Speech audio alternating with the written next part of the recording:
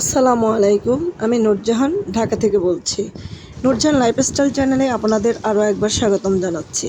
কাছের ও দূরের যে যেখান থেকে আমার ভিডিওটি দেখছেন, আশা করছি আল্লাহর রহমতে সবাই ভালো আছেন। আমরাও আল্লাহর রহমতে ভালো আছি। আজকের ভিডিওটি একটু অন্যরকম হতে চলেছে। দেখতে থাকুন, আশা করছি আপনাদের উপকারে আসবে। প্রতিদিনের মতো আজকেও চলে আসলাম সকালের নাস্তা শেষে দুপুরে রান্নার আয়োজনে। আজকে খুব হালকা রান্না করছি, কারণ আমি আমার একটা জামায় ব্লকের কাজ করব। অনেকে বলে রং দিয়ে জামায় ব্লক করা কিংবা হ্যান্ড প্রিন্ট করা খুবই কঠিন কাজ, কিন্তু যদি বেসিক কিছু নিয়মকানুন জেনে রাখা যায় তাহলে খুব সহজে মনের মাধুরী মিশিয়ে ডিজাইন করা যায়।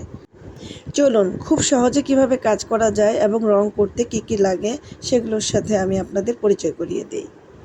আমার সাথেই থাকুন এবং ভিডিওটি সম্পূর্ণ দেখুন, তাহলে আশা করছি বিগিনারদের জন্য অনেক উপকারে আসবে। আমাদের মধ্যে অনেকেই আছে রং এবং তুলি দিয়ে অনেক কিছু করতে চায় কিন্তু করতে পারে না। তো আজকের ভিডিওটা আমি আশা করছি তাদের অনেক উপকারে লাগবে। আমার আজকের ব্লগটি যারা বিগিনার আছে তাদের জন্য, যারা জানে তাদের জন্য না, তারা স্কিপ করে চলে যেতে পারেন। কিন্তু যারা বিগিনার আছে তারা দেখে নেন, আশা করছি যে আপনাদের সকলেরই উপকারে আসবে। রং করতে আমাদের যেই যেই জিনিসগুলো লাগে আমি একটা ডালা নিয়ে সাজিয়েছি, মোটামুটি একটা যতটুকু একটা ধারণা দেওয়া যায় ততটুকু। কি কি লাগবে সেটা আমি একে একে সব কিছু বলে দিচ্ছি, আমার সাথেই থাকুন। প্রথমত আমার কাছে দেখেন একটা ডালা দেখতে পাচ্ছেন, এখানে আমার অনেকগুলো জিনিস আছে। এখন আমি একে একে প্রত্যেকটার নাম বলবো, প্রত্যেকটা জিনিস দেখিয়ে দেবো, এবং আমি যখন কাজ করব তখন আপনারা এটা সম্পর্কে আরও বেশি ডিটেলস জানতে পারবেন। আচ্ছা, প্রথমত আমাদের ব্লক করার জন্য যে জিনিসটা, ব্লক মানে কি?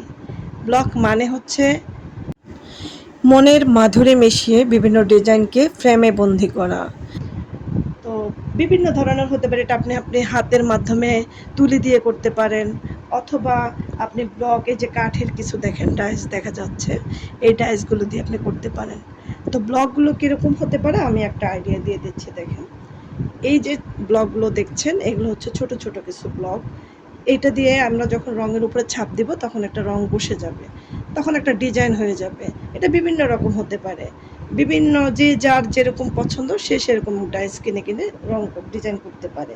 আর ডিজাইনগুলো হচ্ছে একান্তই নিজস্ব, আপনার যা ভালো লাগে, যেভাবে ভালো লাগে আপনি সেভাবেই করতে পারেন। এটা হচ্ছে ছোট ছোট কিছু ব্লক। আর এই যে এগুলো হচ্ছে একটু বড় মাপের ব্লক। এই ব্লকগুলো দিয়ে আমরা যখন জামায় কাজ করব তখন আমি আরও বিস্তারিত দেখিয়ে দেব। আমার আরও অনেক ব্লক আছে, কিন্তু আমি সেগুলো দেখাইনি, জাস্ট হালকা কিছু দেখিয়েছি যেটা আপনাদের একটা ধারণা হওয়ার জন্য। এই যে এখন আমি যে জিনিসটা আমি আপনাদেরকে দেখাবো সেটা হচ্ছে, ব্লক করতে আমাদের প্রথমত যে কাজটা লাগবে, অবশ্যই আপনি একটা ডিজাইন আঁকাবেন। আপনার জামার মধ্যে ডিজাইন আঁকাবেন, সেই ডিজাইনটার জন্য আপনাকে অবশ্যই কলম ব্যবহার করতে হবে, একটা পেন লাগবে, তুলি লাগবে। এখন আমার হাতে এতগুলো তুলি দেখে ভয় পাবেন না যে এতগুলো তুলি কি আমাদের লাগবে, না। আমি হয়তো অনেক কাজ করি বিধায় আমার একেবারে সেট ধরেই আমি কিনে নিয়েছি। আপনারা মোটামুটি একটা তুলি, যেটা হয়তো কোনো কিছু রং একটু থেকে গেছে অথবা রংটাকে আরেকটু গাঢ় করে দিতে হবে, তখন আপনারা এই তুলিটা দিয়ে দিতে পারেন। আপনারা বেশি না, আপনারা 4 নম্বর তুলিটা কিনলেই এনাফ। যারা একেবারেই নতুন বিগিনার তারা 4 নম্বর তুলিটা কিনে নেবেন। এই হলো তুলি। তারপরে ব্লক করতে আমাদের চামচ লাগবে।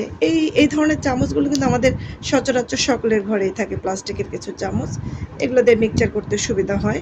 আপনি যদি স্টিলের চামচ দিয়ে করেন তখন দেখা যায় যে কেমিক্যালের একটা ঝাঁজ থাকে, ওগুলো নষ্ট হয়ে যেতে পারে। আর এগুলো নষ্ট হয়ে গেলে এগুলো আপনি ফেলে দেবেন, কোনো সমস্যা নেই। এই ধরনের চামচ আমাদের ঘরেই থাকে। আর ব্লক করতে যেটা বেশি প্রয়োজন সেটা হচ্ছে ব্রাশ। এরকম ব্রাশ লাগবে। ব্রাশ দিয়ে আমাদেরকে ব্লকের রঙগুলোকে মিশাতে হয়, সেই মিশিয়ে আমাদের রঙগুলোকে করতে হয়। তাই আমাদের কি লাগবে? ব্রাশ লাগবে। আমরা যে রঙটা মাখাবো সেটা কোথায় মাখাবো? এই যে আমার হাতে একটা ট্রে দেখছেন, এই একটা ট্রে, এই ট্রেটা কিনতে পাওয়া যায়। এই ট্রেটার মধ্যে এই যে একটা কাপড় দেখছেন, একটা সফট কাপড় লাগবে, সফট কম্বলের কাপড়। এই কাপড়টাও আমাদের কিনতে পাওয়া যায়। এগুলো আমি কিনে নিয়েছি, মার্কেট থেকে কিনে নিয়েছি। এখন অনেকেই হয়তো ভাববেন যে এই ট্রে তো আমার কাছে নেই, তাহলে আমি কি ব্লগ করতে পারবো না? অবশ্যই পারবেন। আমাদের এই যে কম্বলের কাপড়টা, এই কম্বলের কাপড়টা হচ্ছে একটা সফট কাপড়। এখানে আমি যখন রংটা ঢালবো তখন আসলে এই রংটা চুষে নেবে, চুষে নিয়ে এটা সফট হবে।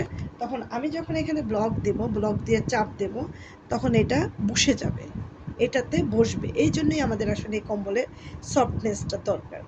এখন যাদের কাছে এই কাপড়টা নেই, তারা পাতলা ফোম পাওয়া যায় বাজারে, কিনতে পাওয়া যায়, সেই ফোমগুলো আপনি ইউজ করতে পারেন। অথবা ঘরের মধ্যে আমাদের পুরনো তাওয়াল থাকে, সেই তাওয়ালগুলো, সফট তাওয়ালগুলো আপনি এরকমভাবে সাইজ করে কেটে নিয়ে সেটা নিতে পারেন, যে এই তাওয়ালটাতে রং না ওঠে। ওরকম একটা তাওয়াল নিয়ে আপনি বিছাবেন। এখন কোথায় বিছাবেন? আপনার কাছে এই ট্রেটা নাই। আমাদের এই ট্রেটার পেছনে আসলে একটা প্লাস্টিক কাপড় লাগানো আছে, যাতে করে রংটা ছড়িয়ে না যায়, নিচে কোথাও না লাগে। এখন আপনার কাছে যদি এই ট্রেটা না থাকে, কোনো সমস্যা নেই। আপনি আপনার ঘরে র্যাক্সিন নিশ্চয়ই আছে। একটা কাঁথাকে কয়েকটা পার্ট করে আপনি মনে করেন আপনার এটা একটা কাঁথা। এই কাঁথাটাকে আপনি কয়েকটা পার্ট করে ভাঁজ করে তার উপরে যে র্যাক্সিন, বাচ্চাদের ওয়াল ক্লথ বলা হয়, সেই ওয়াল ক্লথটা আপনি কি করবেন? বিছিয়ে দিবেন। সেই ওয়াল ক্লথটাকে আপনি বিছিয়ে দিবেন। এটার উপরে বিছিয়ে তার উপরে আপনি রং মেখে আপনি কাজ করতে পারবেন। ওয়াল ক্লথের উপরে আপনি এরকম একটা ফোম শিট বিছিয়ে তারপর আপনি রং ঢেলে আপনি কাজ করতে পারবেন, কোনো সমস্যা নেই। এই গেল আমাদের বেসিক কিছু জিনিস। এরপরে আসি আমরা রঙের ব্যবহার। এখন রঙে আমাদের আসলে অনেক পদ্ধতি আছে, যা আমরা আসলে কিভাবে ব্লগগুলো করি। রঙের ব্যবহারে এখানে আসলে দুটো পদ্ধতিতে আমরা ব্লগ করি, কয়েকটা প্রকারের হয়ে থাকে। রঙের কয়েকটা প্রকার হয়। এটা হচ্ছে অ্যাক্রামিন, অ্যাক্রামিন কালার। এগুলো একদম লিকুইড আকারে পাওয়া যায়, তোলা হিসাবে কিনতে হয়। এটা বিভিন্ন কালারের আছে, আপনার যেই কালারগুলো ভালো লাগে, আপনি যেই কালারে রং করতে চান সেই কালারগুলো এনে মিক্সচার করে নিতে পারেন। এটাকে বলা হয় অ্যাক্রামিন কালার বা র কালার। এটা আমরা বিভিন্ন মেডিসিন দিয়ে মেশাবো, মিশিয়ে আমরা জামার জন্য করব। আবার বাজারে কিছু কিছু রং পাওয়া যায় আপনার মিক্সচার বোতলে করে পাওয়া যায়, সেগুলোও ভালো, আপনি সেগুলো এনেও কাজ করতে পারেন। কিন্তু নিজে মিশিয়ে নিলে যে রঙের যে একটা গ্যারান্টেড যে জিনিসটা পাওয়া যায়, এবং নিজের মনের মতো মাধুরী মিশিয়ে যত বেশি হোক কম হোক আপনি বাড়াতে পারেন, কমাতে পারেন, সেটা আপনি ইচ্ছা মতো কাজ করতে পারেন। আর নিজের মতো করে মিশিয়ে কাজ করাটার হিসেবেই আলাদা, সেটা আসলে বাজারের কেনা রং তুলনা হবে না। আর এটা হলো রঙের ব্যবহার। আর আরেকটা রং পাওয়া যায়, বাচ্চারা আর্ট করে, এটাকে বলা হয় ফেবিক্রাইল। এই ফেবিক্রাইল এটাও অ্যাক্রালিক কালার, কিন্তু এটা তৈরি, এটা আমাদের আসলে একটু ঘন হয়। এই রংটা একটু ঘন, এটা দিয়ে বাচ্চারা রং করে, ডিজাইন করে। আমার মেয়ে আর্ট করে, তাকে সেট হিসাবে আমি কিনে দিয়েছি। এটা দিয়েও আপনারা ইচ্ছা করলে রং করতে পারেন, জামায় বিভিন্ন তুলির কাজ, তারপরে হ্যান্ড পেইন্টের কাজ করতে পারেন। এটা হোয়াইট পেস্ট দিয়ে করা হয়। আর এটাকে হালকা করার জন্য এর সাথে কিছুটা পানি মিক্সচার করে কাজ করতে হয়। এবার আসুন রঙের মিক্সচারের জন্য। আচ্ছা, এখানে একটা আছে দেখেন, দেখলাম না, F50। এই F50টা আমাদের ব্যবহার হয় আমরা যখন গ্লিটার অথবা আফসানের কাজ করি। এই দেখুন, এই হলো আফসান। এটা যখন আমরা জামায় কালার করি তখন আমাদের এটা লাগবে। এটা দুটো F50টা লাগে আফসানটাকে ধরে রাখার জন্য, আফসানকে মেশানোর জন্য আমাদের লাগবে। আর আমরা দুটো পদ্ধতিতে আমরা ব্লকের রং করি। একটা হচ্ছে নিউট্রাক্স পদ্ধতি, একটা হচ্ছে হোয়াইট পেস্ট পদ্ধতি। যখন আমি রঙগুলো মেশাবো তখন আমি আপনাদেরকে সরাসরি দেখিয়ে দেবো আসলে কিভাবে কোনটা করতে হয়। আমরা যখন খুব গাঢ় কালার জামার উপরে রং করব তখন আমরা অবশ্যই হোয়াইট পেস্ট পদ্ধতি নেব। আর যখন আমরা হালকা কোনো জামার উপরে কালার করব তখন আমরা নিউট্রাক্স পদ্ধতিটা নেব। এবং কি পরিমাণ কোনটা কি পরিমাণ নিতে হবে সেটা আমি কাজ করার সময় দেখিয়ে দেব। তারপর এনকে লাগবে। এনকে এনকেটা কি?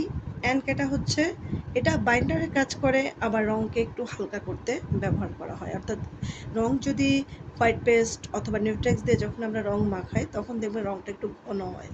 ওই রঙের ঘনত্বটাকে একটু হালকা করার জন্য আমরা এনকেটাকে মিক্সচার করি। এনকে মিক্সচার করে আমাদেরকে রংটাকে একটু হালকা করতে হয়। এরপর দেখুন বাইন্ডার। বাইন্ডার মাস্ট লাগবে, সেটা হোয়াইট পেস্ট বলেন আর নিউট্রেক্স বলেন, দুটো পদ্ধতিতেই আমাদেরকে বাইন্ডার লাগবে। কারণ বাইন্ডারটা বাইন্ডিংয়ের কাজ করে, অর্থাৎ রংটাকে ধরে রাখে। বাইন্ডার ছাড়া তো রং কল্পনাই করা যায় না, বাইন্ডার লাগবে। এই বাইন্ডারটা দুটো পদ্ধতিতেই লাগবে। এনকেটাও দুটো পদ্ধতিতেই লাগবে, শুধু হোয়াইট পেস্ট এবং নিউট্রেক্সটা আলাদা। কারণ নিউট্রেক্সের জন্য শুধু নিউট্রেক্স লাগবে, হোয়াইট পেস্টের জন্য হোয়াইট পেস্ট লাগবে, হোয়াইট পেস্ট পদ্ধতির জন্য। আর অ্যাপিটোনটা দিলে রঙের উজ্জ্বলতা বৃদ্ধি পায়, এই জন্য অ্যাপিটোনটা দেওয়া উচিত। না দিলেও চলে, খুব একটা দরকার পড়ে না। এটা এত মানে মেজর না। যারা একেবারেই বিগিনার, যারা মাত্র শুরু করছে, তাদের এত মানে প্রয়োজন নেই অত শত। মানে প্রথম শুরুটা করেন আপনি হোয়াইট পেস্ট নিউট্রেক্সের নর্মাল যে মিক্সচারগুলো আছে সেগুলো দিয়ে। আর অ্যাপিটন যদি হাতের কাছে পাওয়া যায় ওকে ফাইন, অ্যাপিটন দেন, কারণ রঙের উজ্জ্বলতা বাড়ে। আর এটা